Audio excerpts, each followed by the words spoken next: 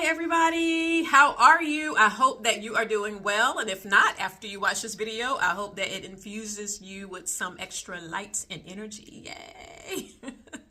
So I want to share something with you. This is what's happening in real time. So 11 years ago, when we moved into our house, which is, I'm sitting in my husband's office right now. Let me see if I can move over. Isn't that nice? I love his display. You can see his books back there. This used to be Kira's room, but as the children move out, we keep repurposing space.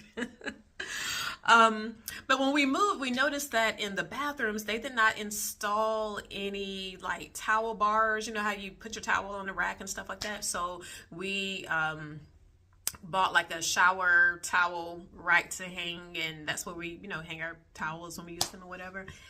And then this year, as I was going through and doing some updates to sprucing up, I was looking at pictures online of different bathrooms, and I was like, you know what?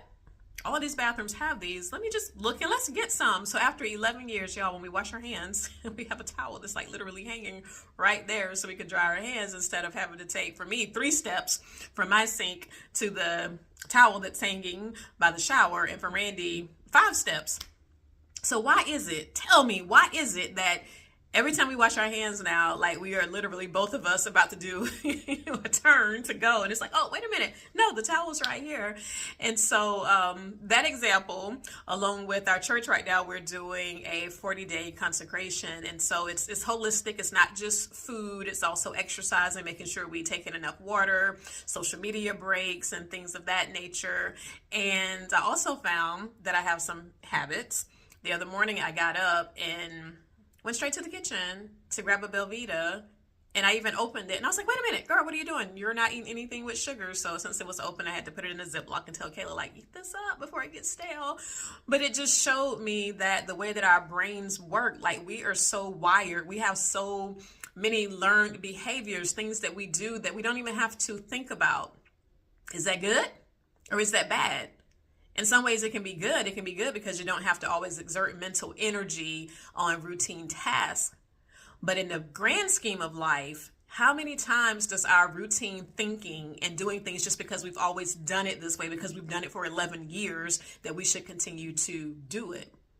And so I started thinking about that, and I was like, how do you break these patterns? So I'm going to give you what I came up with. So the 3 R's. So number 1 is repetition. So after a while, we just installed these towel racks and towel holders. So I give it another week, and I think we'll get it. Or maybe even sooner, that when we wash our hands, we can just dry them here and we don't have to turn around and walk.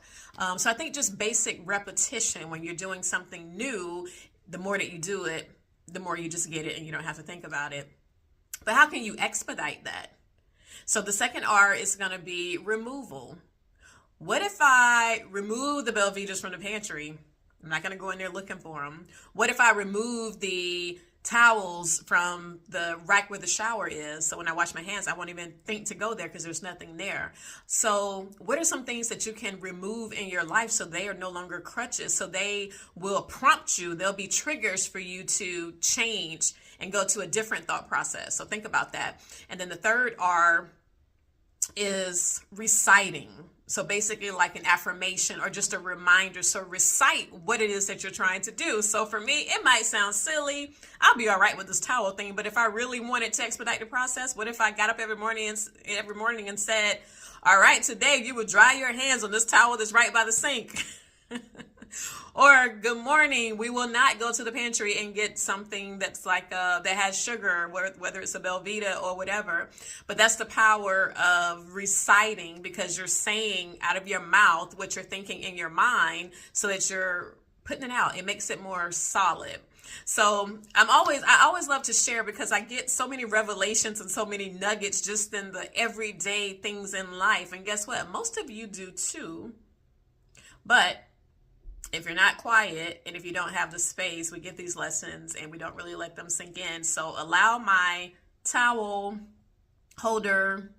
ring holder be an encouragement to you today. So remember, how do we help break through sticky thinking? How do we reset our brains? Neuroplasticity, that is the process in which the brain can create new pathways. So think about it like this. If you're walking through a field, and it's just a field with, you know, grass, and it's just beautiful, and it's blowing in the wind, and you're walking through that field. You have to create a path for yourself. But the more you begin to walk on that path, if you start walking on that path every day, if you start walking on that path several times a day, that path is going to get worn. So then when I come and look at that field, I can see where you've been walking, because that pathway is going to make it easy for me. So if I try to follow you, I don't have to trudge through all the grass and make a way, because you've already made a way. And that's how it is in our brain. Each time that we start to do new behaviors, and we do them over and over again, it's making that pathway a lot shorter, so it's easier to get to the end result. So 3 R's: the repetition, the removal of things that you can get out of your path that will hinder you, and then the reciting. All right, so make it a great day, and I will see you back next time. Bye.